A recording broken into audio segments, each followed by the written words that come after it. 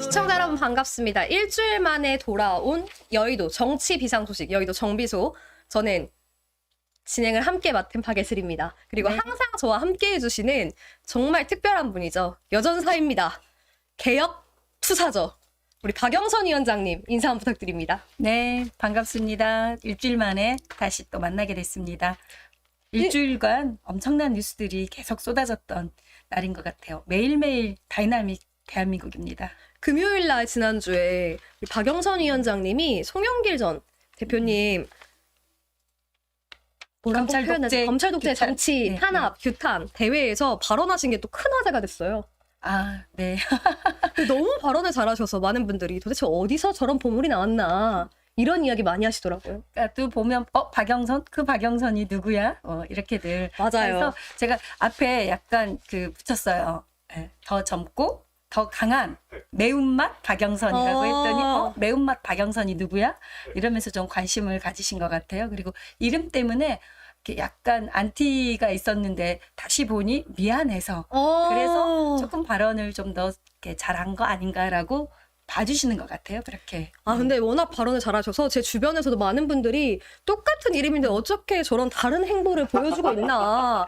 도대체 저런 윤재를 발굴을 안 하고 뭐하냐 민주당. 이미지를 세탁해야 되는 박영선의 이름을 바꿀 수 있는 인물이 있다면 인재 영입을 해서라도 모셔가야 되지 않냐라는 얘기를 제 주변에 많은 당원분들이 해주시고 계십니다. 아, 네. 주변에 좋은 당원들이 꽤 많이 계시네요. 네. MZ 세대들에게 어필할 수 있는 박영선인 것 같습니다. 네. 많은 분들이 이제 기대하는 것 같으세요. 이제 조금 더 개혁적이고 유능하고 강한 정당으로서의 민주당.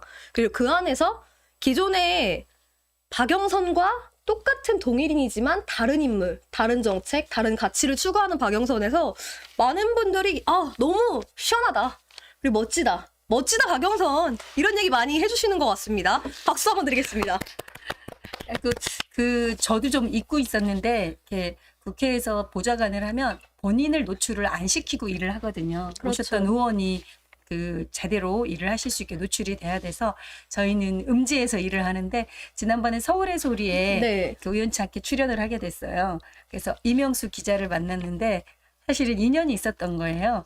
이명수 기자랑 국회에서 작업을 했었어요. 2017년에 탄핵 국면에 신현희 구청장이 네. 댓글 카톡방 만들어서 문재인 대통령, 문재인 후보에 대해 비방하고 허위사실 유포하고 민주당 의원들에 대해 저격하고 했던 현직 공무원인 구청장이 직접 공직선거법을 위반했던 내역을 시민 기자로 제보를 해주셨었어요.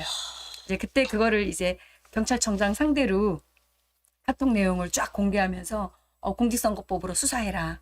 라고 촉구를 했었는데 그 이명수 기자가 그때 박 부장관님이 도와주셔서 그래서 이후로 신현희 구청장이 다른 많은 채용 비리, 다른 횡령 등등의 혐의로 경찰 수사를 받고 구속돼서 유죄가 됐던 사건을 이제 저랑 했었다라는 이야기를 한 거예요. 근데 저는 사실은 그런 일들을 사실은 한두 건이 아니라 여러 건 아주 많은 하셨죠. 건을 네. 해왔기 때문에 잊고 있었는데 또 오랜만에 새록새록 서울의 추억이 소리 가서 떨어졌죠.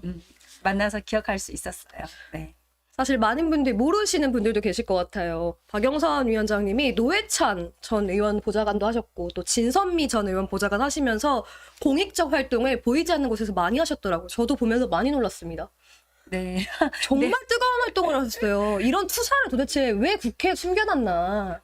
원래 보좌관들은 노출돼서 네. 자기 이름으로 정치를 하는 게 아니에요. 글과 온고와 법안도 입법부의 대표인 의원과 함께 동지로서 그리고 세상을 바꾸는데 기여한다라는 그런 생각으로 참여해서 하기 때문에 노출되는 게 그렇게 곤장할 일은 아닌데 또 요즘은 세상이 바뀌어서 열심히 그렇죠. 활동하는 보좌관들 많이 성장하고 그리고 준비된 정치인이기도 합니다. 많은 보좌관 출신들이 국회를 바꾸는데 자기 이름으로 직접 정치를 하는 것 좀 관심 있게 지원해 주시고 응원해 주시면 좋을 것 같아요. 맞습니다. 지금 박예슬 톡톡 TV에 단기 4356님께서 이런 멋진 보좌관님이 있었다니 이런 댓글 남겨주셨습니다.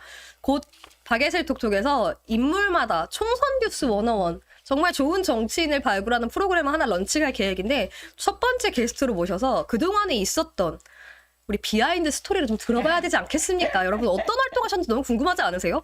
저는 가끔 사석에서 이야기를 들으면 아 이렇게 공익적인 여러 활동하셨구나. 이름은 올리지 않았지만 너무 우리 사회의 발전 그리고 민주주의를 위해서 열심히 달리셨구나. 그런데 오늘 지금 주제 아이템으로 우리 박예슬 앵커가 미리 준비해 주셨어요. 네. 이렇게 윤석열 대통령의 사면 관련한 이야기를 들어가기 전에 저는 사실은 명단을 보고 처참하고 너무 비통했어요. 왜냐하면 2011년, 12년 대선, 네. 총선에 이렇게 우리가 세금을 낸 경찰, 군인, 국정원 이런 공안기구, 그다음 국가안보를 지켜야 할 이런 공무원들을 댓글 조작에 동원해서 국민 여론을 다 조작해서 정치 개입하고 대통령 선거에 개입을 시켰던, 그래서 유죄를 받았던 사람들을 다시 사면을 해서 다시 정치를 할 수 있게 기회를 준다고 하니 그간에 우리가 이 민주주의를 지키고 헌법을 유린한 세력들을 단죄를 했음에도 다시 복구시키는 윤석열, 도대체 대통령으로서 정신이 있는 사람인가. 그리고 오늘의 주제를 또 딱 맞게 네. 준비해 주신 우리 박예슬 아나운서님께 감사드리면서 아유, 아닙니다. 이후로 또 이야기 계속 또 그때 있었던 이야기들을 좀 풀어드리도록 하겠습니다. 사실 국정원 댓글 조작 개입했던 인물들 뿐만 아니라 문학의 블랙리스트를 만들었던 인물을 사면하는 모습을 보면서 저는 윤석열 대통령의 기준이 무엇인가, 법과 원칙, 공정과 상식은 파괴된 사회에서 대통령의 사면권이 이렇게 남용되는 것은 우리 국민들의 민주주의 그리고 우리 국민의 시민 의식을 정말 처참히 못 짓밟는 천박한 의식이다, 대통령의. 정말 적나라하게 보여주고 있는 것 같아요. 이번 사면 명단을 좀 면밀하게 한번 살펴보도록 하겠습니다.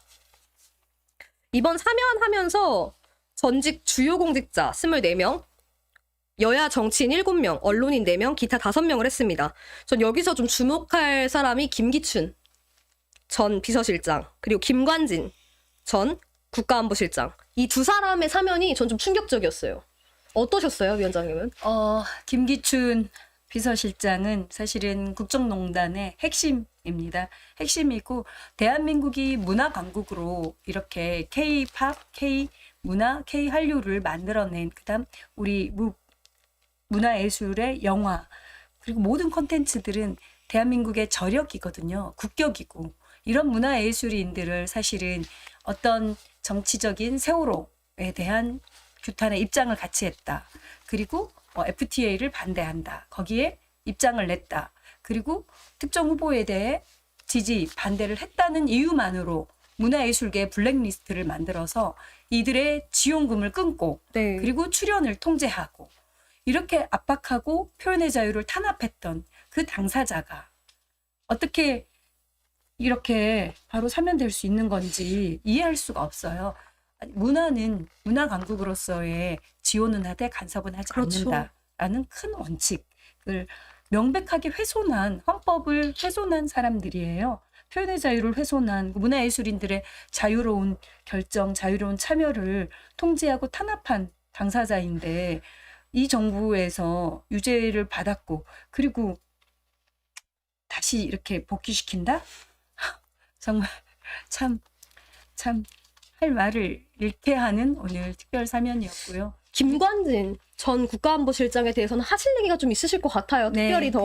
군 사이버 네. 사령부를 만들어서 국정원 댓글과 같은 시기였어요. 이제 범죄의 흐름을 보면 2011년도, 12년도에 2011년도 그 서울시장 보궐선거가 있었어요. 오세훈 시장이 네. 이제 무상급식 나는 못한다. 못한다 해가지고. 라고 하면서 서울시장 보궐선거가 있었고 그때 나경원과 박원순의 그 경쟁에서 박원순 시장이 당선이 됐거든요. 그때는 무명이었어요. 거의 시민사회 활동가를 하시던 분인데 그때 이제 이 정부에서는 이제 다음 아고라, 오늘의 유머, 뽐뿌, 보배드림, 뭐 여성 삼국 등등 모든 커뮤니티들이 지상파 방송에 대해서는 자기들이 장악을 했고 조중동도 자기들을 네. 도와주는데 온라인 세상에 본인들이 의견이 반영되지 않고 정권 홍보가 안 되니 그리고 민주주의를 위해 싸웠던 사람들이 이렇게 칭찬받으니 그때 이제 댓글 팀들을 만든 겁니다. 국정원부터 시작을 했어요. 국정원에서 이들을 교육시키고 그리고 사이버 지원이라는 명분으로 그리고 대북 심리전이라는 와. 대북 심리전, 그리고 잘못된 사실을 바로 잡는다, 정책을 바로 알려드린다라는 목적으로 발족은 했다라고 해요. 와, 이게 좀 그런데 무섭네요. 여기서 한 게 사실은 국정원 직원들과 그리고 국정원 직원이 휴민티들, 민간인들을 또 활용하면서 댓글 부대 공작을 한 거죠. 그래서 대통령 선거에 개입을 했습니다. 그래서 문죄인하고 문재인 대통령 후보에 대해 비방하고 그리고 더 가슴 아픈 것은 사실은 반값 등록금, 네. 대학생들의 요청, 그거를 비난하고, 그리고 이후로는 세월호 유족들을 비난하고 조롱하고, 와. 이런 것들을 국가공무원들을 동원해 이렇게 온라인에 공작이 왜 문제냐면은요, 여론을 왜곡해요. 그렇죠. 여론을 왜곡하는 예. 게 가장 큰 문제예요. 여론을 왜곡하고 다수의 국민의 뜻인 것처럼 위장을 해요. 그래서 오늘의 유머가 대표적인 국정원 직원들이 실체가 드러났던 그 단초였는데, 댓글을 쓴 거, 누가 글을 올리는 거를 본인들이 찬반 클릭을 해서 메인으로 올려요. 그래서 모르는 수십만 명의 사람들이 들어가서 메인 노출된 글들을 보고, 오, 이게 요즘 인기 있는 핫한 글이구나, 국민 여론이구나 싶어서 여론을 호도하는 거죠. 자연스럽게 스며드는 네, 거예요. 네. 그 생각에. 그래서 그때 이명박 와. 4대강 찬성하고, 그리고 진짜. 박근혜 네. 737 홍보하고, 그렇게 했던 게 댓글 공작입니다. 그러니까 국민의 의식을 오랫동안 지배하는 거를 온라인상 해왔던 공작이고, 트위터까지 겠습니다. 와. 그리고 과거에, 지금은 그 사이트들이 국정원 직원들이 없으리라, 기무사 전 군인들, 그다음 경찰 네. 직원들이 없으리라 저는 믿고 있습니다만, 그렇게 했던 어마어마한 국정농단, 국기문란의 범죄였습니다. 그 범죄를 지시하고 그거를 실행을 시킨 온세훈 국정원장은, 온세훈 원장이 직접 지시한 내용이 국정원 게시판에 계속 올라가 있었어요. 지시 내용이 바로 글까지. 그래서 오늘의 지시 글은 이거니 이거를 올려라, 퍼날라라를 우리 국가공무원들이 했어요. 국가공무원으로 채용되신 분들이 얼마나, 국가와 안보를 위해 뽑힌 분들이 얼마나 처참했겠어요. 근데 그걸 직업으로 그 일을 하도록 시킨 거죠. 그래서 그게 유죄가 됐습니다. 그렇죠. 원세훈 국정원장 유죄됐는데 지난해 8.15 특별사면했습니다. 맞습니다. 그리고 이번에 국방부 출신 김관진, 군 사이버사 운영해서 와. 고배드림, DC 인사이드, 뽐뿌, 와. 여러분들이 알고 계시는 고배드림, 오늘의 와. 유머, 다음 아고라, 네이버 포털들, 카페들 네. 만들어서 댓글 공작을 했습니다. 댓글이 아니라 글을 아예 써서 올렸습니다. 그랬고 개인에 대해서도 추적을 했어요. 온라인에서 그렇죠. 정부에 대한 비판을 많이 하는 오피니언 리더들처럼, 대장처럼 열심히 글 쓴 사람들이 있으면 그 사람의 신상을 털어서 밑에다 댓글을 달아요. 너 와. 조용히 해, 이렇게. 근데 국가공무원들이 그렇게까지 투입이 됐는데, 그래서 유죄가 된 거예요. 그렇죠. 유죄가 됐고 공직선거법 위반이다 라고 결정이 됐고, 그런 상황인데 이들을 사면을 했다? 그러면 우리나라 대한민국 국가공무원들이 이 윤석열 대통령의 결정을 보고 어떤 생각을 할까요? 국가공무원들이 고난외 직권을 남용해서 위에서 시키면 국민 여론도 조작하고 국민들에게 엉뚱한 소리 하는 사람들이라고 생각하도록 만드는 이런 공작들을 했던 당사자들을 복귀시켰다? 그리고 만약에 출마를 할 수 있게 한다라고 한다면은 윤석열 대통령 또한 박근혜 이상의 국정농단, 탄핵의 사유만 겹겹이 지금 추가되고 있는 상황입니다. 무시무시한 상황으로 저는 보고 있습니다. 저는 총선을 앞두고 사면했다는 지점에서 좀 주목할 만한 것 같아요. 김관진 전 국방부 장관 같은 경우는 말씀하신 대로 사이버를 장악했던 경험이 있잖아요. 네. 윤석열 정부가 위기가 오면 올수록 총선을 앞두고 온라인이 지금 장악이 안 되니까 저는 다시 한번 이 댓글 공작이나 온라인 장악을 위해서 다시 과거의 인물들을 복권시키고 사면시키는 게 아닌가, 이런 생각이 듭니다. 제 국정원 댓글에 참여했던 멤버들 중에 사면받고, 그리고 그 당시 수사할 때 그 검찰에서 수사를, 우리가 윤석열 대통령이 국정원 댓글 수사 단장이었습니다. 본인이 수사해서 본인이 기소해서 유죄를 만든 사람을 본인의 공적이 사실은 그 박근혜 탄핵 관련한 박근혜 조사가 먼저가 아니었어요. 국정원 댓글 조사로 통해 국정조사를 통해 국회에 대비를 해서 저는 예? 그 사람에 충성하지 않습니다라는 그렇죠. 발언을 했던 게 우리 그 국정원 댓글 조사의 현장이었습니다. 그렇게 해서 대비를 하고 그렇게 해서 국민들에게 알려져서 국정농단 세력을 헌법유린 세력을 잡았다라고 해서 환호했죠. 검사가 됐죠. 스타 네. 검사가 됐는데 그들을 그의 손으로 다시 풀어준다? 이거는 글쎄요, 본인이 본인 스스로 자기 부정하는 그 실체인 거죠. 본인이 무슨 일을 했는지조차도 부정되는 상황입니다. 저는 윤석열 대통령의 이번 사면을 보면서 어떤 의미가 들어있는가를 좀 들여다보고 싶었어요. 김관진 전 국방부 장관, 김기춘 전 대통령 비서실장, 그리고 세월호 유족 불법 사찰한 기무사 간부들을 포함시켰다는 지점. 12구 이태원 참사 유가족에 대한 특별법 거부권 행사. 그리고 이번 사면이 벌써 취임 후 4번째 사면이더라고요.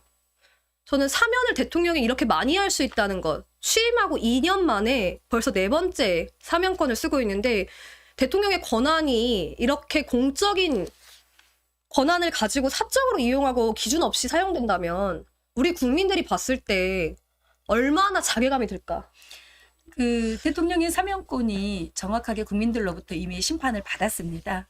강서구청장 보궐선거 때 김태우 공직선거법 위반 관련한 그 김태우가 이미 그렇죠. 본인이 유죄가 된 사람을 출마를 복권시켰죠. 위해 네. 복권시켰어요. 그래서 출마했으나 우리 국민들은 현명하고 똑똑했습니다. 지혜롭게 바로 탈락을 시켰고 그거로 인해 사실은 국민의힘 비대위가 지금 구성돼서 운영이 되고 있잖아요. 국민의힘 위기를 윤석열 대통령이 직접 만들었거든요. 근데 또 총선 앞두고 이들을 다 사면한 것은 보수 우파 진영에게는 단결을 요할 수도 그렇죠. 있겠지만 국민들은 결국 이거를 똑바로 보고 계실 거고 그리고 이들을 사면한 사람들의 죄질, 국민들에게 미쳤던 영향, 국가적인 폐해 이것들을 정말 비교가 안 되는 자들을 사면을 했어요. 이런 자들을 사면을 했다라고 하는 윤석열 정부 정통성에 있어서도 저는 참 의심되는 상황입니다. 그리고 이번 선거 걱정대로 저도 총선에 이 사인이 뭐냐. 그래서 이렇게 국정원 대선 개입 그리고 댓글 공작했던 그렇죠. 사람들 이들을 사면해 준 거는 이런 지시를 다시 해도 무관하다. 우리가 보수가 다시 짓고 나면 우리가 다 해결해 줄게라는 거 아닌가. 그리고 그들에게 자리까지 주고 있어요. 고위직 자리까지 다 나눠주고 있고 그리고 제가 알기로 뭐 공개돼 있진 않는 것 같은데 네. 국정원 댓글 사건에 개입했던 사람들 중에 일부는 공기업에 가 있습니다. 아. 공기업 사장으로 공기업 산하기관에 사장으로 가 있는 분들 있습니다. 제가 누군지 알고 있고 지켜보고 있습니다. 때가 되면 다 공개하도록 하겠습니다. 저는 정말 윤석열 대통령에게 한마디 하고 싶어요. 너무 대한민국의 법치주의 그리고 대한민국의 국민을 우습게 보는 것 같아요. 대한민국 국민들이 가지고 있는 의식 수준을 얼마나 천박하게 보면 대통령이 이렇게 행동할 수 있나. 대한민국 대통령은 선출된 잠깐 임시 권한이지 본인이 그 권한을 가지고 국가의 법치를 흔들라고 권한을 위임해 준 것이 아닙니다. 그리고 저는 여기서 조금 다른 데서는 안 짚은 게 있는데 네. 그 블랙리스트 관련해서는 그 김기춘만이 아니라 같이 유죄가 된 조윤선 네. 전 장관이 있거든요. 거긴 사면도 안 했더라고요. 그러니까 저는 그게 좀 이상했어요. 그리고 또 우리 제가 말했잖아요. 국정원 댓글, 군 사이버사령부 댓글, 경찰청, 경찰에서도 예, 댓글이 있었습니다. 그래서 조현호 청장도 유죄가 됐거든요. 네. 근데 원세훈과 김관진은 특별사면했는데 조현호 경찰은 지금 아직 사면이 안 됐거든요. 유죄 확정이 됐습니다. 대법원 판결까지 됐는데 그래서 조윤성과 예, 그 경찰청장은 윤석열 정부의 핵심 라인이 아니거나 누군가에게 좀 밉보였거나, 네. 밉보였거나 같은 범죄고 같은 죄질인데도 누구는 선택하고 누구는 선택하는 그 사면의 기준과 원칙 자체가 없는 그런 정말 제왕적인 왕만이 할 수 있는 윤호하노라. 나는 너의 죄를 사하노라. 윤호한다, 사하노라. 네. 이런 사면에 대해 정말 저는 이번 사면을 발표하면서 했던 윤석열 대통령 발언이 있을 거예요. 혹시 PD님 영상 준비됐을까요? 그 발언 영상을 보고 한번 계속 이야기를 나누도록 하겠습니다. 진짜 황당하더라고요. 함께 보시죠. 무엇보다 이번 사면은 활력 있는 민생 경제에 주안점을 두었습니다. 민생 경제 분야에서 일상적인 경제 활동에 도움이 될 수 있는 조치들을 시청자 여러분도 보셨다시피 민생경제 분야에서 일상적인 경제활동에 도움이 될 수 있는 조치들을 취하기 위해서 사면했다. 좀 어떻게 보세요? 일부 이제 이자 관련해서 탕감을 해준다거나 네. 은행 연체가 있어서 문제가 있었던 분들 그거를 해결해 준다거나 이거는 당연히 해야 될 사항인 것 같고요. 여기에 끼어 있는 이 정치인들과 그렇죠. 그리고 언론사 사장들 불법 노동 행위로 불법 노동 관련으로 유죄를 받은 분들까지 MBC 전 사장들까지 다 사면한 사면해줬습니다. 것은 또 이들의 정치 활동, 정치 행보를 하도록 길을 열어준 거고 그리고 정부에 충성한 언론인들만 계속 이렇게 성장시키겠다라는 시그널이어서 표현의 언론 관련한 권력 감시 비판하는 언론인들은 압수수색하고 고소고발 계속하면서 옥조이고 그리고 본인들에게 충성하는 언론인들은 또 이렇게 사면권을 남용하고 있는 이 모습이 이번 사면의 핵심은 사실은 민생은 뒷전이죠. 관심도 민생은 없죠. 실제 아유, 뒷전이면서 이들을 좀 복권시키기 위한 명분을 만드는 형태로 된 것 사면이었다. 같습니다. 네. 저는 그래서 제가 쭉 찾아보니 민주화 이후 역대 정권의 특별 사면 몇 회 정도 있었을까? 대통령 특별 사면이 이렇게 자주 이뤄진 적이 있었나? 찾아봤습니다. 문민정부 시절에 4회, 국민의 정부 3회, 참여정부 4회, 이명박 정부 5회, 박근혜 정부 3회, 문재인 정부 5회, 윤석열 정부 집권 2년 차죠. 이번이 4번째 특별 사면입니다. 저는 집권이 5년 차 되었을 때 민주화 이후 역대 정권에서 가장 대통령의 특별 사면권을 남용하는 대통령이 되지 않을까. 이 특별 사면의 기준은 어떻게 정해지나요? 보통 사면위원회에서 한다는데 형기의 절반 정도를 마치거나 그리고 사면이라는 게 국민적 공감대가 그렇죠. 일단 가장 중요할 것 같아요. 국민적 눈높이에서 국민들이 납득하고 이해가 될 만한 그러니까 사실은 헌법 질서에 있어서의 법치를 파괴하는 행위거든요. 사면은. 근데 그만큼의 법적으로 유죄를 받은 사람들을 사면하기까지는 국민적 공감대, 국민적 눈높이에서 충분하다. 그렇죠. 코로나 위기 상황이 있었거나 기후 환경 문제가 생겼거나 그리고 경제 위기로 신용이 갑자기 문제가 생겼거나 이랬을 때 생기는 것들에 대해서는 그다음 도로교통법 범칙 관련한 네. 특별 사면이나 생계형 사면들은 계속 있어 왔는데 정치인들과 그리고 국정농단 세력에 대한 사면은 이와는 다르죠. 그리고 이미 유죄를 받았고 헌법자임이 모두가 알고 있는 상황인데 이거에 대한 국민적으로 공감할 수 있는 사면은 절대 아닌 것 같습니다. 그 원칙과 기준은 국민들의 눈높이라고 저는 보고 있습니다.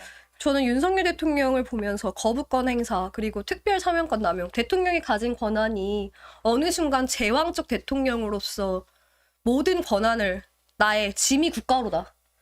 몸소 보여주고 실천하고 있는 것 같습니다. 탄핵 마일리지가 이제 더 이상 쌓일 곳이 없어요. 포인트 충전 만땅인 거죠. 네, 이제 더 이상 포인트를 충전시키고 싶지 않아요. 빨리 그냥 없어졌으면 좋겠어요. 보고 싶지 않습니다. 그러니까 대통령의 거부권이라는 것이 정말 불가피한 사안에서만 써야 되고 그리고 특별 사면 또한 불가피한 경우에만 써야 할 최소한의 권한인데 거부권에 대한 지나친 남발, 남용 지금 9개의 법률을 그렇죠. 거부를 벌써 했고요. 역대 독재 정권에서도 이렇게 많은 거부를 하지 않았습니다.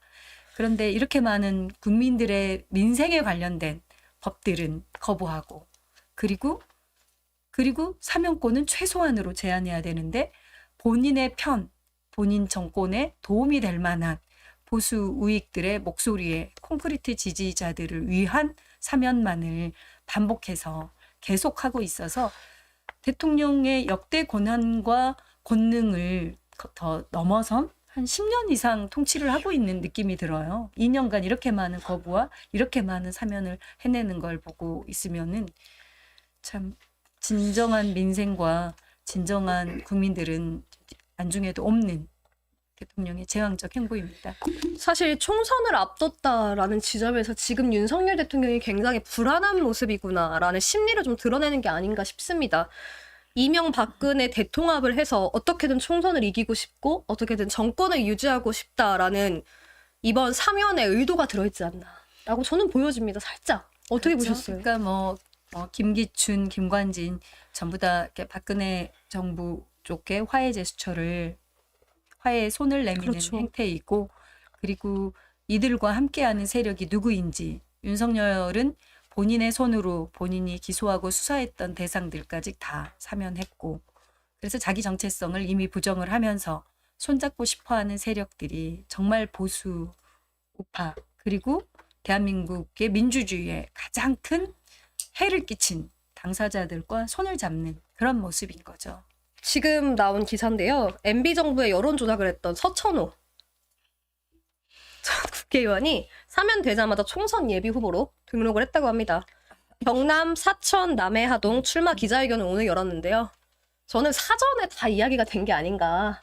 이렇게까지 사면되자마자 바로 총선 예비 후보로 등록하는 걸 보면 다 사전에 이야기가 되고 제가 풀어드리겠습니다. 저와 함께 해주십시오. 저한테 힘을 보태주십시오. 얘기가 된 사람들이 아닌가. 참 너무 국민의 눈치를 보지 않는다. 우리 국민들의 수준을 너무 바닥으로 보는 것이 아닌가. 윤석열 대통령이 국민을 바라보는 수준은 자신이 통치할 수 있고 자신이 가리면 가려질 수 있다고 믿는구나.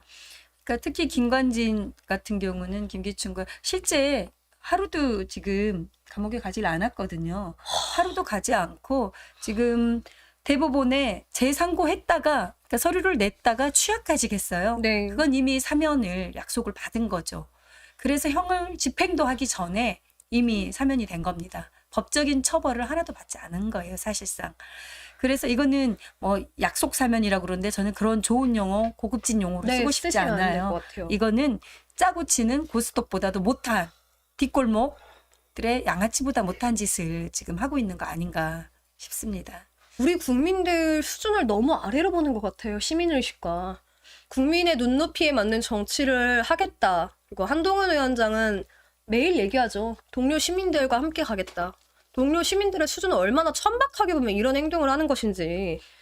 정말 천박한 정치의 끝판이다. 이제 더 이상 국민과 눈높이가 맞지 않는 천박한 정치는 그만 보고 싶다. 이런 네. 생각이 듭니다. 그때 그들이 썼던 글들이 그 선거에 개입된 특정 후보의 지지 그리고 비방의 글만 했으면 저는 정치 개입을 위해 그 정권을 유지시키게 했나 보다라고 하는데 그것만이 아니었어요. 그들의 행태는 사실은 글을 쓰던 공무원들도 마음이 아팠을 거예요. 몇 가지만 이야기를 네. 해드리면은 용산 참사에 대해 유족들을 조롱을 했어요. 그렇죠. 그러니까 가족을 잃은 그들을 그렇게 했고 그리고 종교조 그리고 민주노총 끊임없이 악마했습니다. 노동조합들의 건강한 노동 3권은 법으로 보장받은 노동자들의 권리입니다. 이들을 끊임없이 악마했고요. 그리고 방송 장악과 똑같은 단초였던 MBC 노조에 대한 악마와 노조에 대한 조롱 그리고 정부가 추진했던 것들 중에 또 제주 해군기지 반대 그리고 세종시 이전 네. 그리고 우리 한진중공업 희망버스에 대한 조롱 비방 제주 강정마을 사태에 대한 개입 연평도 포격 천안함 사건 반값 등록금 대한민국의 모든 서민 노동자 이슈들에 있어서 국가공무원들을 투입시켜서 이들을 갈라치게 하고 정쟁화하고 비난의 대상으로 만들고자 했던 거 이거는 있을 수 없는 일 아닙니까? 이들을 어떻게 사면을 할 수 있단 말입니까? 이 지점 당시의 피해자들이 우리 모든 국민들이었어요. 그렇죠. 국민들이 국민들을 등 돌리게 하는 그런 여론 조작의 당사자들이었습니다. 그들이 다시 총선에 나와서 심판받는다? 그거 저는 반드시 국민 여러분 심판해 주셔야 되고요. 꼭 떨어뜨려야 되고요. 이 정권에 대해서도 꼭 심판해 주셔야 된다고 봅니다. 저는 말씀해주신 지점을 보면서 느끼는 것은 대한민국 국민들을 우롱했던 사람들이 다시 정치계에 들어오고 다시 정권을 잡고 뭔가 국민을 대변하는 정치를 하겠다라고 나오는 윤석열 정부의 천박한 생각. 이번 총선에서 심판하지 않으면 더 개돼지로 볼 것이다, 국민을. 저는 진짜 이제 윤석열 정부에 대한 물론 기대치가 어느 정도 국민들이 다 사라졌다고 생각하지만 그래도 희망을 거시는 일부의 시민분들이 계실 거라고 생각합니다. 그런데요, 이번 사면뿐만 아니라 앞으로의 윤석열 대통령의 행보, 그리고 거부권을 행사하는 윤석열 대통령을 보시면서 제가 딱 한마디 해드리겠습니다. 정신 차리십시오, 여러분. 저는 이번 총선이 매우 중요하다고 느끼는 게 앞으로를 살아갈 많은 세대들을 위한 선택입니다. 지금의 이 무너진 대한민국은요, 다시 되돌리려면 또 이만큼의 시간이 들어가요. 그리고 얼만큼 오랜 시간 동안 복원을 해야 할지 몰라요. 그게 두렵습니다. 이 무너진 지금 대한민국의 모든 시스템과 제도가 다시 복원되는 데 걸리는 시간, 그리고 앞으로 나아가는 데 걸리는 시간, 누가 이것들에 대한 책임을 질 것입니까? 답답합니다. 참. 다음 주제로 좀 넘어가 보도록 하겠습니다.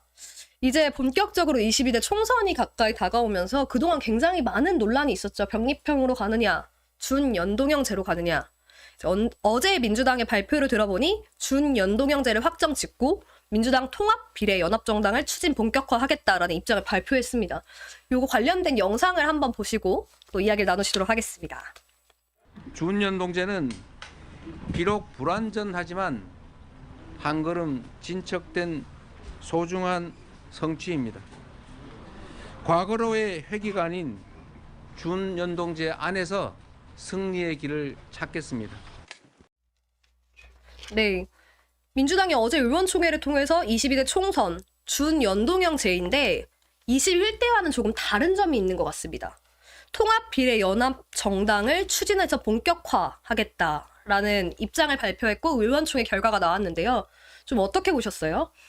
일단은 저는 이번 총선은 정말 국가적으로 너무너무 중차대한 시기입니다. 우리 민족의 역사적으로 우리 민주당이 어떤 결정을 해야 되는지, 역사에 죄를 짓는 기회가 될지, 한 발 앞서는 전진할 수 있는 기회가 될지 너무 중요한 결정의 시기였는데요. 강 대표님, 이재명 대표님께서 그나마 너무 큰 결정, 고심을 하시다가 결정을 했는데 이번 연동형 통합형 비례를 함께 하겠다라는 것은 윤석열 정권에 반대하는, 윤석열의 독재에 저항하는 모든 세력, 모든 정당과 함께 하겠다라는 큰 선언이고, 그리고 이를 통해 민주당이 또 다른 국민들 속으로 들어가는 모습이 될 수 있는 그런 기회가 되지 않았나 싶고, 그리고 발표한 곳도 광주에서 그리고 이제 우리 문재인 대통령 배에서 민주당의 통큰 단합, 큰 마음, 우리가 하나다라는 것을 보여주시고, 그리고 광주에서 양동시장까지 방문하시면서 우리 준연동제에 대한 개혁의 방향을 밝혀주셔서 개인적으로는, 그리고 전 의원님들이 만장일치로 또 찬성해 주셔서 가장 최근의 행보 중에는 가장 그래도 멋진 행보였지 않나. 그리고 많은 이걸 기다렸던 많은 정당들, 우리 진보 정당들, 그다음 제야의 시민들, 그다음 거리의 촛불 시민들에게도 큰 선물을 주시지 않았나 싶습니다. 맞습니다. 그래도 이번 준연동형제에 대한 발표가 나고 나서 한동훈 비대위원장이 이런 발언을 했습니다. 5천만이 큰 영향을 받을 선거의 선거제를 이재명이라는 한 사람의 기분에 맞춰서 정한다는 게 정말 이해되지는 않는 상황입니다. 초현실적이라고 할까요? 이러면서 이게 민주주의가 맞나 하는 생각이 듭니다. 그리고 위성정당 때문에 김의겸, 최강욱이 국회의원이 된 것입니다. 이런 발언을 했는데요. 한동훈 비대위원장 발언 어떻게 보여지세요?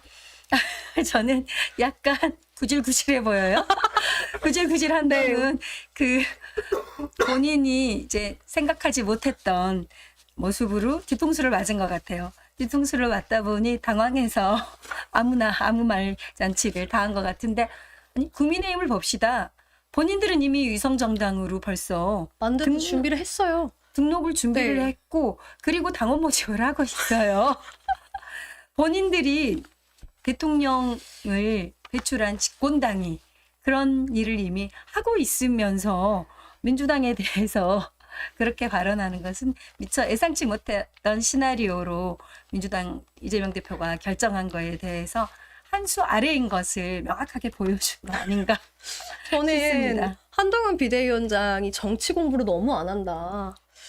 현행 그대로 준연동형제가 진행이 됩니다. 21대는 부칙으로 그렇죠. 47석 중에 비례대표 의석 중에 30석이 준연동형, 17석이 캡을 씌워서 병립형이었다면 이번엔 이 부칙이 사라진 상태로 지난 선거와 똑같이 진행될 맞아요. 뿐입니다. 네. 무슨 이재명을 위한 민주주의다. 저는 이런 법 개정이 필요 없는 겁니다. 여야 합의 참 필요 정말 없고. 무식하고 멍청한 발언을 보면서 한동훈 비대위원장 스스로 멍청함을 드러내고 있다. 진짜 한심해요. 그러니까 아무 말 대잔치를 했는데 그로 인해 본인이 지금 뭔가 여야 합의가 안 됐다는 발언을 네. 했어요. 합의할 필요가 없거든요. 그렇죠. 이거는. 현행 제도 그대로 가는 현행제도 겁니다. 그대로여서 국회에서 통과시켜야 될 법이 아닙니다. 아니, 그러니까 이걸 보면서 한편으로는 한동훈 비대위원장이 얼마나 준비가 안 된 상태로 급급하게 나왔나. 저는 요즘 한동훈 비대위원장 발언을 보면 불안하다. 그러니까 국민의힘 자체적으로도 시뮬레이션 준비가 안 돼 있었던 것 같아요. 그러니까 그렇죠. 민주당이 1안을 할지 2안을 할지 3안을 할지, 그리고 5안으로 갔을 경우는 법안 통과를 위해 국회를 열어야 되는지 언제까지 해야 되는지 이런 자체 분석 자체가 없었던 것으로 보여져서 정말 준비 안 된 집권 여당의 비대위원장이지 않는가. 근데 우리한테는 오히려 좋은 좋은 거죠. 거죠. 네. 사실 21대 준연동형제에서 많은 분들이 지금 22대 총선을 앞두고 우려하시는 지점이 몇 가지 있습니다. 시청자분들 중에서도 댓글 남겨주시면 저희가 함께 읽어보면서 좀 이야기를 나눌 텐데, 사실 21대 위성정당을 통해서 국회에 들어온 우리 조정훈 의원 이야기를 안 할 수가 없습니다. 민주당을 통해서 들어왔는데 지금은 국민의힘 소속으로 되었죠. 결국에는 직업 정치인이라는 갑옷을 쓰기 위해서 합류한 것이 아닌가. 이 정체성과 가치, 정신에 대한 인증, 결국 민주 진보 세력에 의해서 본인이 선출직 공무원이 되고 국회에 들어갔는데, 나는 직업 정치인이 되보고 나니 내가 명확하게 하고 싶은 걸 하겠어. 라며 껍데기를 바꿨습니다. 이 지점에서 많은 분들이 이번 21대에서 어떻게 인물에 대한 검증을 할 것이며 정체성에 대한 검증을 할 것인가, 많은 우려의 목소리가 있습니다. 어떻게 좀 바라보세요? 그러니까 뭐 지금 용해인 대표님이 또 이렇게 50%를 네. 요구를 하고 있는 것 같아요. 그런데 우리가 이렇게 연동형 비례대표제를 하자라고 한 취지 자체가 정당의 지지율만큼의 의원의 의석수를 가져가야 그게 직접 민주주의의 핵심이지 않느냐라는 취지로 지금 병립형이 그거를 해결하지 못하니 네. 대안으로 나온 그렇죠. 거거든요. 그렇다면은 정당 지지율에 있어서도 저희가 진보 정당의 소수 정당의 다양성 차원에서 확장을 한다라고 한다면 그만큼의 실력과 그렇죠. 그만큼의 준비된 사람들도 있어야 할 것 같고, 그리고 정치는 국회의원 되고 나서 그때 키워봅시다 하는 곳이 아니거든요. 그렇죠. 준비된 사람이 임기가 해야죠. 4년입니다. 네. 첫날부터 준비된 사람들이 들어가서 지금 윤석열 정부랑 최전선에서 싸워야 하는 역할입니다. 그렇다면은 진보 정당에서도 좋은 후보들, 좋은 정책들을 가지고 살아왔던 사람들이 대비가 되어야 할 것 같고, 그리고 조정훈 같은 사람이 없으리라는 법이 또 없잖아요. 그렇죠. 그에 맞는 뭔가 이렇게 확약, 사회적 합의에 맞는, 정당 간의 합의에 맞는 충분한 검증과 절차가 좀 필요할 것 같아요. 그리고 또 뭐 우리 박예슬 앵커님께서도 말씀하시겠지만 그거를 조율하고 절충하는 과정에서 지금 실질적으로 국민 내 가장 큰 정당 지지를 받고 있는 세력은 민주당입니다. 민주당이죠. 민주당이 주도하는 방법과 절차와 과정에 함께 할 수 있는 그런 내용들이 되면 저는 좋겠다 싶습니다. 맞습니다. 지금 통합비례연합정당이라는 큰 틀에서 민주당이 추진을 하고 있는 가운데 이걸로 거래를 하고 딜을 할 문제는 전 아니라고 봅니다. 가장 중요한 건 이 정권에 대한 조기, 종영이라는 큰 틀이 맞아야 되고요.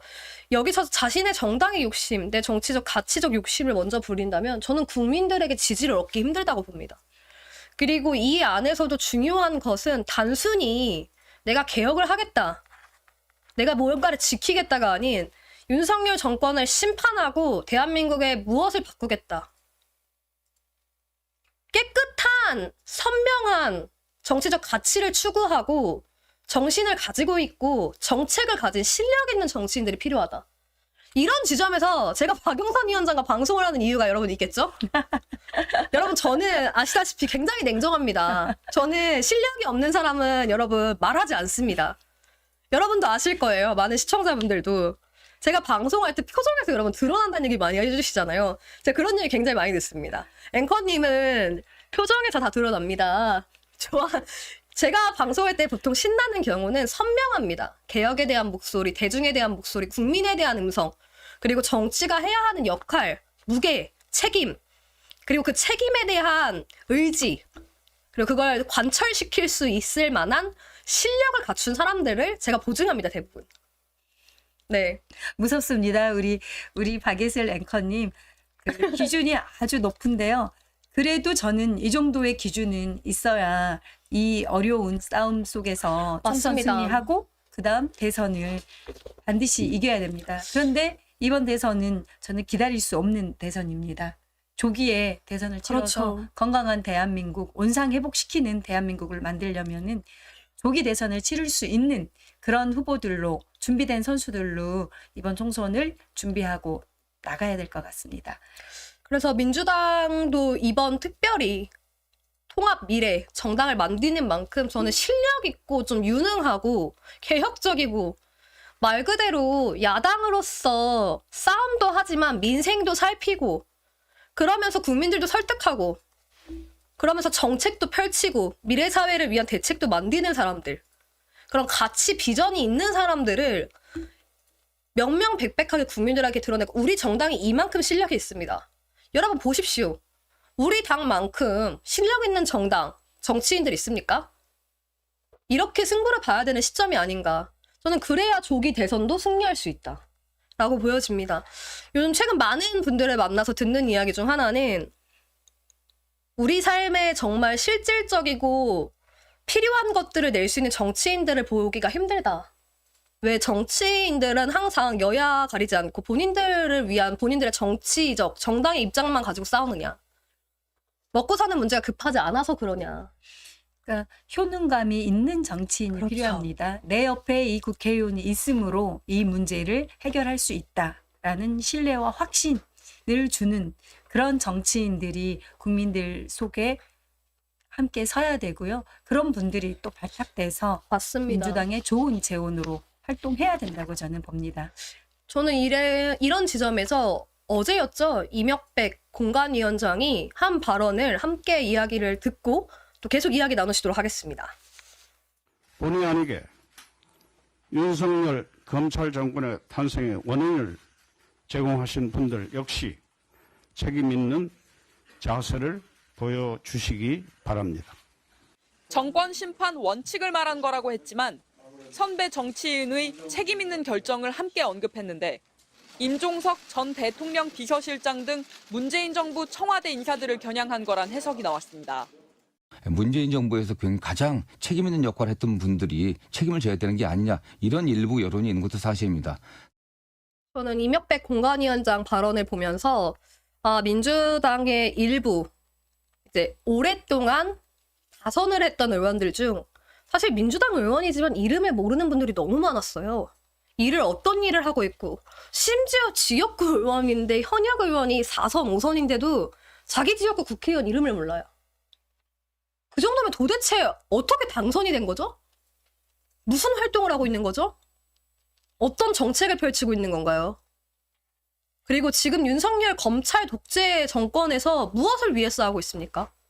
어떤 목소리 내고 있고 어떤 활동을 하고 있습니까? 여러분 면밀히 들여다보고 따져야 합니다. 내가 사는 지역구의 의원 내 손으로 뽑고 내 권리를 대변하라고 국회에 보내놨습니다.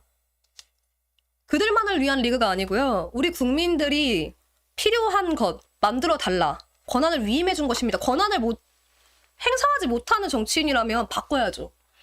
저는 이번 이명배 공관위원장 검찰 정권 탄생 기여자들 책임 있는 결정해야 이 발언은 굉장히 의미가 있다고 봅니다.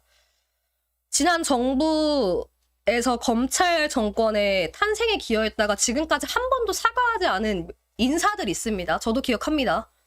출마하지 마십시오. 정말 저는 머리 숙여 국민들한테 사과하고 저희들이 실수했습니다. 부족했습니다. 모자랐습니다. 윤석열 검찰 독재공화국 만든 거 죄송합니다.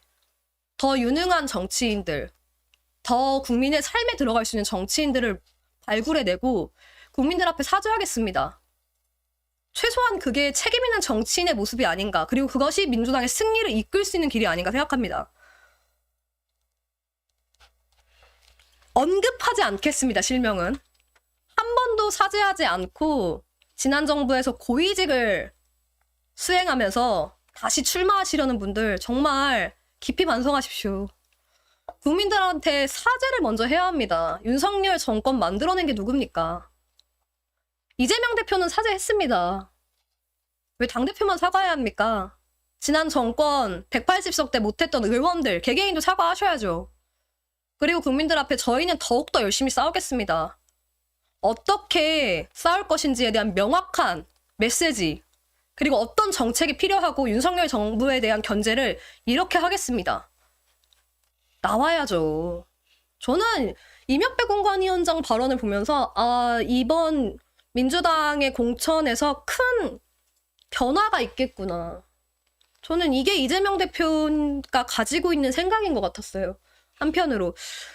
그러니까 국민적 생각이기도 한 거죠. 국민들이 민주당에 대해서 전폭적으로 확 지지를 안 해주시는 것은 이렇게 윤석열 정부의 독재 이상의 버금가는 이런 실정을 하고 있고 민생은 고통에 빠져 있는 상황인데도 민주당에 대한 지지율이 전폭적으로 안 오는 것은 아무래도 윤석열 정부를 만든 것들에 대한 원인 제공이라고 맞습니다. 보는 것이 있습니다.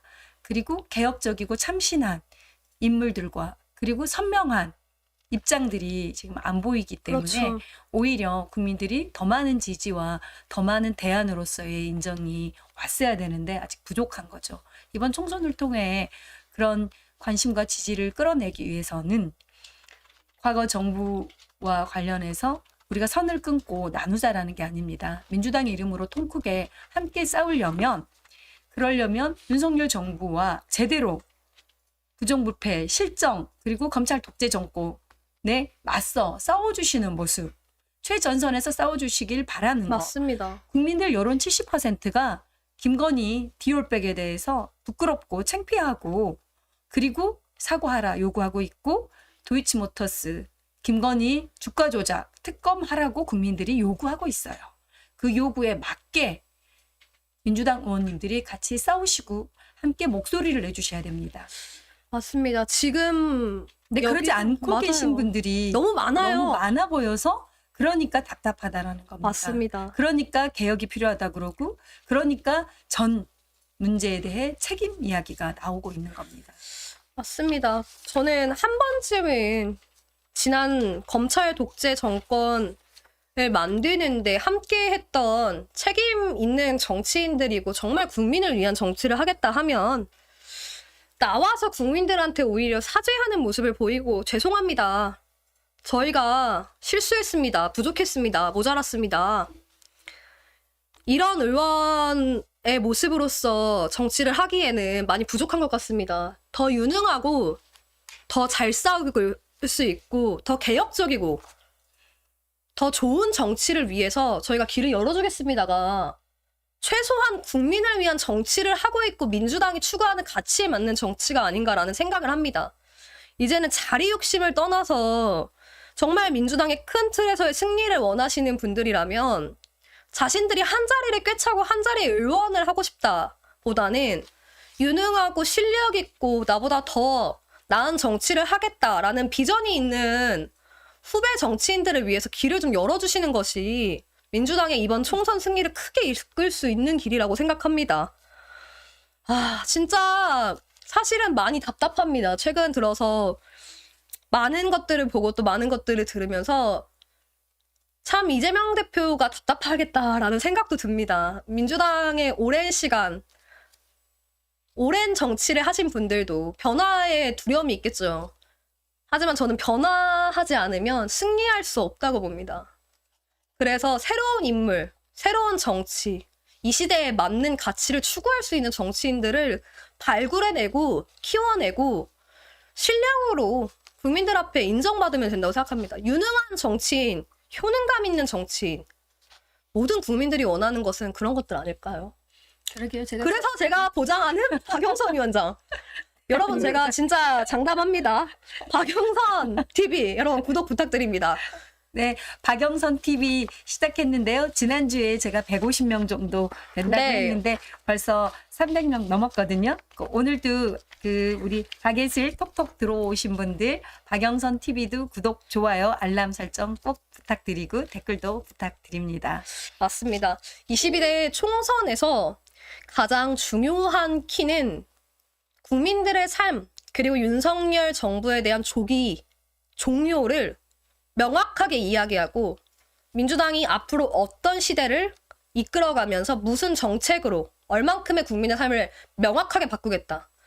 효능감을 줄 수 있는 실력 있는 정치인들 국민 앞에 내보이면 됩니다. 저는 이 시대가 결국 평가하지 않을까라는 생각을 합니다. 그런 면에서 보장합니다. 저는 만약 일 열심히 안 하시면 모셔다 놓고 얘기하겠습니다. 아, 일 왜 똑바로 안 하십니까? 하겠습니다, 여러분. 그래서 여러분 많은 응원 부탁드리고 저는 결국 이 모든 정치의 흐름을 바꾸는 것도 주권자인 국민들이 하는 것이다 라고 봅니다. 그래서 더욱더 큰 목소리를 내주시고 물론 통합 중요하고 연대는 중요합니다. 그렇지만 지난 21대 국회와 똑같은 국회로 간다면 저는 개혁은 실패한다고 봅니다. 정권 조기 종료? 어려울 거라고 봅니다. 똑같이 썩은 물에 잠시 그릇만 바꾼다고 해서 그 물이 깨끗한 물이 되진 않습니다. 저는 물을 아예 갈아야 된다. 그것을 가는 것도 국민의 역할이다. 여러분들께서 두 눈 부릅뜨고 어떤 인물들이 면밀히 들어가는지 그리고 어떤 가치를 추구하는지 국민 여러분께서 쓴소리 내주시고 주권자로서 좋은 정당 만들어 주십시오. 네, 우리 예슬 앵커님이 지금 네. 열정을 토하셨습니다. 네. 아니 방금 박예슬 네. 앵커가 그 박영선 TV 구독해주세요라고 하는 순간 20명이 한 번에 늘어버렸어요. 감사합니다. 20명이 들어오셨다고 하는데 와 너무 고맙습니다. 네. 감사합니다. 박예슬 효과 감사합니다. 고맙습니다. 그리고 지금 준비한 자료들이 좀 많으니까 네. 좀 스피드하게 좀 네, 진행해 지나가겠습니다. 보겠습니다. 네. 그리고 국민의힘도 사실은 공천 관련돼서 굉장히 지금 많은 이야기들이 나오고 있습니다. 근데 언론 보도도 되게 재밌어요. 이 준연도경제가 나오고 나서 뉴시스 똑같은 기자인데요. 보도 행태가 국민의힘은 공천 접수 마감, 현역 vs 용산 내각, 불꽃 경쟁 예상이거든요. 그런데 민주당에 대한 것은 민주공청, 볼성 사나운 계파 갈등이 난무. 여러분 그러니까 이 의제, 아젠다 설정을 어떻게 하고 있는지 여러분 보세요. 아까 얘기해 주신 것처럼 커뮤니티뿐만 아니라 이렇게 언론을 호도하고 만들어버리면 일반 국민들에게서는 민주당은 도대체 뭘 이렇게 볼성사나운 계파 갈등을 매번 해. 여러분 계파 갈등이 왜 국민의힘은 없다고 생각하시나요? 전 더 치열하다고 봅니다. 지금 윤석열 검사 집단들, 검사 카르텔, 검사 사단들이 막 투하되고 있습니다. 맞습니다. 예, 용산에 있던 사람들, 윤석열과 함께 일했던 검사들, 집단들이 당선 가능한 곳에 마구마구 거기가 바로 자객공천 아닌가요? 맞아요. 언론에서 쓰려면은 기계적 균형이라도 최소한 갖춰야죠. 자객공천이 뭐냐, 누군가를 죽이게 가는 게 아닙니다.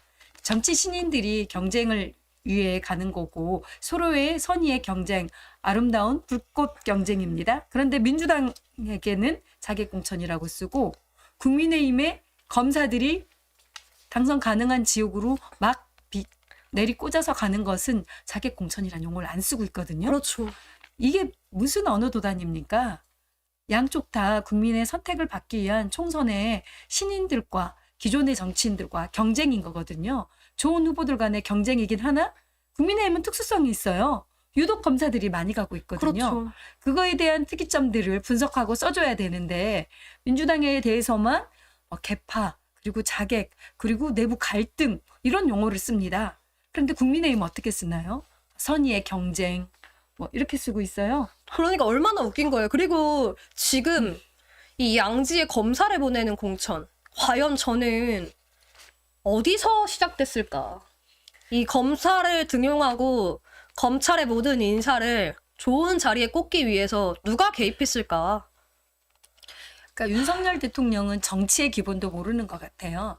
자기 편을 더 확장시키고 새로운 사람을 영입하는 그런 정치로 가져야 되는데 자기가 알았던 검사들, 자기가 알았던 특수통들, 자기가 알았던 선배, 서울대 동기, 그리고 자기 그룹에 있던 검사 조직. 네. 그래서 제가 아침에 기자회견 하나 할 때 그렇게 얘기했어요. 하나의 조직 이상이다. 정말 뻔뻔해요. 하나의 이상으로 지금 검찰 쿠데타에 이를 만큼 우리 그 고발 사주 조작건에 있어서의 한동훈과 윤석열과 김건희 피해자로 두고 그리고 검사들이 조직적으로 움직였던 사안인데 국민의힘하고 내통해서 만든 고발 사주 아닙니까? 그랬는데 그때 함께했던 사람들, 모의했던 사람들을 중심으로 모든 자리를 나눠갖고 그리고 비대위원장까지 시키고 그리고 이후로 국회의원이 될 사람들까지 다 검사들로 만들고 있거든요. 민간 기업에 검사들 60여 명 이상 취직해 있습니다. 민간 기업에 가면 2억, 3억 이상 뭐 스톡옵션 통해서 몇 억대 재물을 지금 보장해주고 있고 그리고 공기업의 임원들로 검사 출신들, 검찰 수사국에 근무하던 수사관 출신들 수십 명이 가 있습니다. 그렇게 검사들이 지배하는 나라를 만들고 있는 거예요. 검찰 하나회라고 해도 저는 검찰 성렬회라고 해도 될 만큼의 지금 상황인데 저는 성렬회보다는 이 모든 뒤에 있는 건의? VIP1. 건의회 건이다. 전 요즘 이렇게 부릅니다. 국민의힘이라고 부르지 않고 윤심의 힘도 이제 지나갔다. 건의당 진짜 공천 개입을 하고 있는 최근 이제 보도를 통해서 인재 영입하는 인물들을 면면히 살펴보면 아 김디올 씨가 조용한 이유가 있구나. 바쁘겠다. 총선 인재 발굴을 위해서 정말 도발받고 열심히 뛰고 있구나. 당무 개입을 실질적으로 하면서 공천 개입까지 하고 있구나. 건의의 힘. 건의의 힘 정말 심각합니다, 여러분. 저는 이 검사들을 꽂는 것도 다 용산의 VIP1이 하지 않았을까? 라는 추측을 해봅니다. 아 그래서 그분이 요즘 좀 안 보인 건가요? 네, 매우 바쁘신 것 명단 같아요. 보면 할 일이 많으시니까 요즘 두문불출 안 보이면서 디올백 속에 숨어서 지금 공천을 고민하고 계시느라 안 그렇죠. 보이고 계셨. 그리고 또 지역도 다 제가 보니까 어느 정도 정해서 이 검사 여기, 이 검사 여기, 이 검사 여기 이걸 다 하고 계시지 않나. 그래서 매우 바쁘신 것 같습니다. 그래서 참 대한민국의 정부 여당의 비대위원장 한편으로 저는 좀 요즘 안쓰러워요. 총선 이후에 자기가 어떻게 될지 모른다. 맨날 발 뒤꿈치 들고 다니면서 꽃게손하고 이게 좀 살려달라는 사인 같아요 요즘. 자신의 목숨이 경각에 달렸으니 나를 구해줘라. 이제 안쓰럽기까지 합니다. 저는 이런 정말 수준 이하의 우리 대한민국 국민과 국격에 맞지 않는 정치 수준의 여당과 정부 이번 총선을 통해서 진짜 심판해야 된다. 그리고 더 좋은 세상을 위해서 유능한 정치인, 능력 있는 정치인, 효능감 있는 정치인들 국민 여러분이 두 눈 부릅뜨고 주권자로서 선택해 주셔야 합니다. 그리고 그 선택에 대해서 정치인들이 제대로 못할 때는 책임을 지게 해야죠. 국민 여러분께서 주권자로서 선택하셨고 대리로 권한을 위임해 주셨을 만큼 그 권한에 대한 책임을 지지 못할 때는 저는 바꾸는 것도 필요하다. 그리고 그 바꾸는 변화를 추구하는 것도 주권자인 국민의 몫이다. 라는 생각을 합니다. 우리 이제 또 다음 주제로 네, 가보겠습니다. 넘어가야 오늘 되지 좀 제가 않을까요? 여러 가지 주제를 준비하는데 오늘 이제 10시죠. 앞으로 한 50분 후인 것 같습니다. 윤석열 대통령이 신년 기자회견 안 하고 신년 대담. 저는 그나마 생방송을 할 거라는 약간의 기대를 했어요, 솔직히. 왜냐하면 명품백 수수 관련돼서 한 번쯤은 이야기하지 않을까. 그래도 자기가 대통령이잖아요, 본인이. 저는 그 생방송을 통해서 국민에게 이해를 구하고 양해를 구하고 국민 여러분 죄송합니다. 머리 숙여서 사과할 거라는 일말의 희망을 가졌습니다. 그렇지만 2월 4일 녹화 방송을 하고 2월 7일인 오늘 방송을 하겠다라는 대통령실의 입장을 보면서 이야 이제 정말 포기했다. 어떻게 보셨습니까? 연두 기자회견은 사실은 대한민국을 통치하는 대통령으로서 박정희 대통령 때 시작했거든요. 네. 1968년 때부터 그때는 뭐 정해진 것대로만 그렇게 연두 기자회견을 했고 질의응답은 없었지만 연두 기자회는 올 한 해 이러이런 가치를 가지고 국정을 운영해 보겠다라는 국정 운영의 목표와 계획을 발표하면서 그리고 기자들로부터 질의응답을 네. 받는 그런 중요한 정치 일정이고 역대 대통령이 거의 많이 신년 기자회견을 했어요. 박근혜는요 탄핵 시기에도 했어요. 탄핵 2017년에 자기 변명 막 하려고 맞습니다. 변명하려고 탄핵 때도 신년 기자회견을 했어요. 저도 그럴 거라 생각했어요. 네, 네. 지금 그래서 국정 지지율이면 한 번쯤은 국민들이나 기자들 만나서 질의응답하는 모습은 보여야 되지 않나. 그래서 그 신년 기자회견은 당연히 하리라 생각을 했는데 신년 기자회견은 사실은 오늘 밤 KBS 하는 것은 신년 기자회견이 아니에요. 아니죠. 그냥 대담이에요, 대담. 네.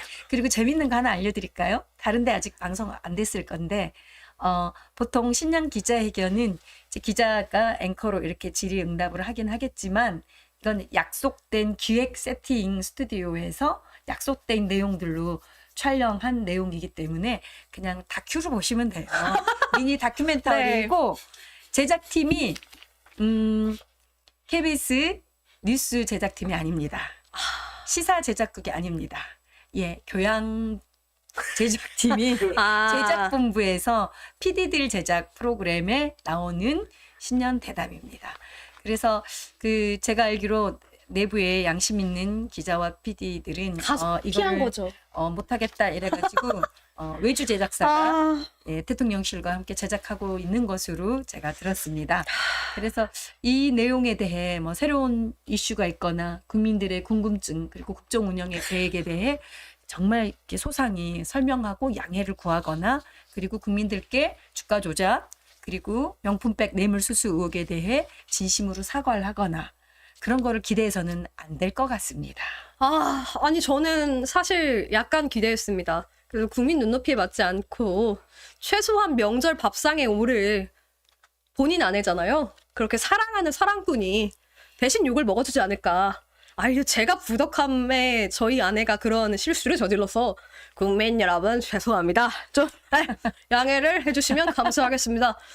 제가 좀 부족했습니다. 이 정도의 좀 반응은 쇼라도 할 줄 알아야 되는데 제가 확인한 결과 이번 신년대담에서 김건희 여사 명품백 논란 관련된 입장은 이렇게 나올 것 같습니다. 우리 아내가 과거에 이 아버지 삼친끼리의 이 역사가 좀 있습니다. 그래서 좀 이렇게 그 친분을 이용한 그런 공작 세력들한테 우리 아내가 너무 순수해서 당한 겁니다. 약간 이러지 않을까. 윤석열 대통령이라면. 근데 저는 윤석열 대통령 취임 벌써 2년 차잖아요. 작년 여러분 신년 기자회견도 하지 않았습니다. 윤석열 대통령이 청와대에서 나올 때 뭐라고 했죠? 국민과 소통하는 대통령의 모습을 보여주겠다라고 해서 용산으로 그 수조 원의 비용을 들여서 옮겼습니다. 그런데 도어 스태핑 중단을 했죠?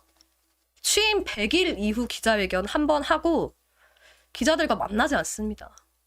이 기자들과 만나지 않는다는 건 어떤 의미인가요? 그 국민의 알 권리, 국민들이 궁금해하는 물어보는 것 권리 이것들을 철저히 차단하겠다, 듣지 않겠다, 대답하지 않겠다, 불통으로 나 혼자 내 알아서 하겠다라는 선언이에요. 그러니까 출입 기자들은 사실은 아무래도 출입을 계속하게 되기 때문에 대통령의 방향, 대통령의 가치 철학에 일정 부분 동조하는 게 좀 있어요. 그렇죠. 출입을 좀 하다 보면.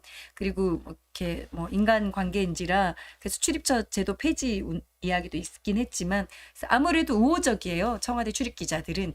그런 기자들하고 사실은 신년 기자 간담회, 신년 기자회견을 통해 질의응답하면서 또 불편한 내용, 그다음 궁금해하는 내용, 그리고 대통령이 무슨 생각을 하고 있는지, 앞으로는 어떻게 할 건지, 이 문제에 대해서는 어떤 해답을 줄지, 이런 것들을 통해 소통하고 이야기하자. 그리고 국민들이 대신 궁금해하는 거 기자들이 물어봐주는 그런 공간인데, 그래서 옮긴 거잖아요. 그렇죠. 청와대가 너무 이렇게 구중궁궐로 거리가 멀어서 네. 가깝게 소통하겠다라고 옮겼으나 도스태핑 MBC 기자가 슬리퍼 신고 와서 불편 날리면 관련해서 바이든 날리면 관련해서 질의하고 이러니까 벽을 쌌어요. 아예 출퇴근을 가리게. 네. 벽을 쌓은 이후에 아, 그리고 중단됐습니다. 몇 개월도 못하고 바로 중단됐어요. 용산으로 옮긴 이유가 뭡니까? 옮긴 이유 자체가 지금 부정됐어요. 그리고 국민들과 소통하겠다? 무슨 소통을 하는 겁니까? 불통으로 또 국민들의 법안까지, 국민들이 필요한 민생 법안까지 다 거부하고 있으면서 왜 거부하는지 기자들이 물어봐야 될 거 아니에요. 본인은 답변해야 될 거 아닙니까? 그러려고 대통령으로 있는 거 아닌가요? 왜 대통령으로 앉아 있는지 본인이 해야 될 책임과 의무 또한 지키지 않고 있는 대통령이에요. 그래서 신년 간담회, 신년 대담, KBS 신년 대담 저는 진짜 약간의 홍보, 미화, 다큐로 들어있을 거라 보고 아, 자 지난해 조선일보랑 단독 인터뷰했죠. 단독 인터뷰했습니다. 그때 단독 인터뷰 5면 했거든요. 네. 5면 지면으로 깔았는데 와 거기 왜 대통령 신년 대담인데 김건희 여사 사진이 나올까요? 김건희 여사 강아지 안고 있는 사진이 조선일보 단독 인터뷰 사진에 자 이렇게 한 4분의 1 정도 사이즈로 박스로 실려 있습니다. 네. 나중에 이렇게 기회 되시면 찾아보시면 그리고 우리 김건희 여사도 이제 활동도 하고 뭣도 하고 뭐 이런 거 했으면 좋겠다라는 취지의 발언이 있죠. 발언을 했어요. 그러니까 도대체 대통령이 신년 인터뷰에 국정 운영 계획과 방향을 말해야 될 인터뷰에 김건희가 좀 활동할 수 있도록 이렇게 자리 깔아주는 그런 인터뷰를 조선일보랑 했던 거예요. 와, 김건희를 위한 작년 인터뷰였어요. 저는 진짜 윤석열 대통령의 국정 철학은 정말 한 군데로 향해 있구나. 오로지 김건희 여사, 자신의 아내만을 위해서 살구나. 저는 윤석열 대통령이 대통령 자리에 오른 이유는 딱 하나라고 생각합니다. 이 특검을 막고 본인의 아내를 비호하고 처가를 지키고 내 아내에게 이혼당하지 않기 위해서, 버림받지 않기 위해서 정말 여신이 드러나고 있습니다. 아니 정말 국정 철학을 담고 있는 이 신년 기자회견 의미가 있잖아요. 국민들이 앞으로 윤석열 대통령이 어떤 국정으로 철학으로 정책을 만들어서 국정 운영을 할 것인지, 우리나라 외교, 안보, 경제 정책은 어떻게 갈 것이며 국정 운영 평가는 어떻게 들리고 있으며 기자들이 그런 것을 묻고 답하는 시간이 신년 기자회견이잖아요. 저는 조선일보를 선택했고 작년에 올해 KBS를 선택했고 이러한 선택적 언론을 선택해서 대담하는 형식, 언론계에 어떤 영향이 있을까요, 좀? 본인이 가장 친숙하고 편안한 곳을 선택을 했겠죠. 그리고 원래는 사실은 신년 기자회견은 기자회견대로 하는 거예요. 그리고 언론사별 대담은 있을 수는 있어요. 그런데 한 언론사랑 했으면 노무현 대통령 같은 경우는 거의 신년 기자 간담회, 기자 브리핑, 기자 대담 150번 이상 했거든요. 문재인 대통령도 신년 기자회나 기자회견을 20번 정도는 했어요. 그런데 지금 몇 번 하지도 않았고, 그리고 첫 작년 신년 기자 특별 인터뷰를 조선일보하고만 했고요. 네, 단독 인터뷰죠. 이미 모든 언론의 대통령의 원픽은 조선일보다. 그리고 조선일보에서 아내의 할 일이 적지 않더라. 겸손하게 잘 하라고 했다. 왜냐면 대선 때 사과했거든요. 아내로서만 역할을 하고 네. 자중하며 성찰하며 지내겠다라고 고개 숙이고 눈물 글썽글썽이며 기자회견을 했어요. 그 이후로 조선일보 인터뷰를 통해 전면적으로 복귀를 시켰어요. 국정에 참여할 수 있게끔 조선일보 인터뷰에 체력 관리 강아지들과 걸으며라고 대통령 인터뷰가 아니라 본인 부인 자 앞으로 할 일을 해주게끔 복귀시키는 일을 이 조선일보 지면을 통해 하도록 했고 그리고 이번에는 이제 KBS예요. 네. 예, KBS 본인이 원래 있던 사장 날렸죠. 임기도 안 끝났는데 갈아치우고 예 정말 직원들의 반대와 국민적 반대 방송에는 방도 모르는 예 박민 사장을 낙하산으로 앉혀놓고 이 지금 MBC도 바꾸려고 했는데 지금 법원에서 브레이크 걸어서 못 바꿨거든요. 맞습니다. 그래서 KBS가 가장 편한 곳으로 이미 장악을 했다라고 생각을 하는 거예요. 본인의 의도대로 연출 기획 송출을 해주리라 믿고 있기 때문에 KBS를 지목해서 KBS에서 지금 오늘 밤에 10시에 대담이 나갈 거고 다큐 형태로 홍보 영상, 해외에서의 정상 영상 그리고 뭐 또 뭐 안에도 종종 또 등장할 수도 있겠습니다. 저는 또 화면에. 이번을 통해서 복귀를 시도하지 않을까. 피해자인 것으로 또 네, 인정해주고 분답해주고 정말 네, 우리 네. 안에 순수하고 정말 많이 힘들어합니다. 이래서 이 명분을 쌓아서 다시 한번 복귀를 하는 계기가 되지 않을까. 어떻게 네. 보세요? 내 총선이 있어서 복귀까지는 저는 글쎄 그 정도도 생각하지 못하는 바보일까 싶긴 한데 뭐 우리 민주당으로서는 좋습니다. 김건희 여사 자꾸 나와서 네. 국민들에게 분노를 계속 쌓아주시면 좋을 것 같습니다. 네. 네, 시청자 여러분 새해 복 많이 받으시고요. 네, 올 한 해 내내 건강하시고 그리고 총선 반드시 민주당 승리해서 올 한 해 정말 대한민국을 바꿔내는 그런 복된 한 해가 될 수 있도록 했으면 좋겠습니다. 이 어려운 이웃들 주변에 있는지 한 번씩 살펴봐 주시면 좋겠고 그리고 가족들하고 행복한 설 명절 보내시기 바랍니다. 새해 복 많이 받으세요. 네, 여러분. 나라는 캄캄하고 미래는 보이지 않지만 그래도 희망을 찾는 것이 우리 대한민국 국민이 가진 힘이 아닌가라는 생각을 합니다. 이번 설 연휴 명절 가족분들과 함께 조금 더 나은 대한민국의 미래를 꿈꾸면서 희망찬 내일을 함께 의하게 하고 의논하고 또 우리 같이 가자. 투표 잘하자. 여러분 한 분 한 분 투표 잘하자고 꼭 이야기해 주시기 부탁드립니다.